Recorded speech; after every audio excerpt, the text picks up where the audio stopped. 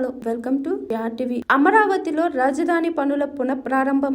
అమరావతిలో రాజధాని నిర్మాణ పనులు మళ్లీ ప్రారంభం కానున్నాయి. తొలి దశలో 11,467 కోట్లతో వివిధ నిర్మాణ పనులు ప్రారంభించేందుకు సిఆర్డీఏ ఆమోదం తెలిపింది. ముఖ్యమంత్రి నారా చంద్రబాబు నాయుడు అధ్యక్షతన నిన్న ఉండవల్లిలోని ఆయన నివాసంలో సిఆర్డీఏ అథారిటీ 41వ సమావేశం జరిగింది. ఈ సందర్భంగా మొత్తం 23 అంశాలకు అథారిటీ ఆమోదం తెలిపింది. వీటిలో చాలా వరకు పనులను ప్రపంచ బ్యాంక్, ఏషియన్ డెవలప్మెంట్ బ్యాంకు సహకారంతో చేపడతారు. మొత్తం 11,467 కోట్లలో 2,498 కోట్లతో కొన్ని ప్రధాన రహదారుల పనులు చేపట్టగా 1,585 కోట్లతో పాలవాగు, కొండవీటి వాగు, గ్రావిటేషన్ కాల్వల అభివృద్ధి, 3 రిజర్వాయర్లు నిర్మిస్తారు.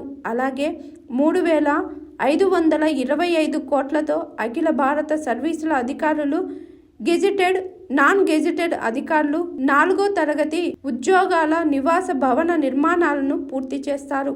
3,859 కోట్లతో భూసేకరణలో భూములిచ్చిన రైతులకు కేటాయించిన స్థలాల లేఅవుట్ల అభివృద్ధి పనులను కొనసాగిస్తారు.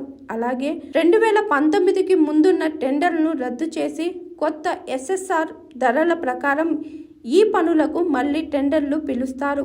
అమరావతిలో హ్యాపీనెస్ట్ ప్రాజెక్టుకు 948.10 కోట్ల సవరించిన అంచనాలతో కొత్తగా టెండర్లు పిలుస్తారు.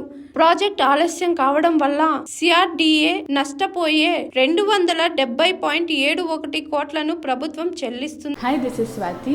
లైక్ చేయండి, షేర్ చేయండి, కమెంట్ చేయండి అండ్ సబ్స్క్రైబ్ చేయండి GR TV. Hi, this is Monica. Please like, share and subscribe GR TV.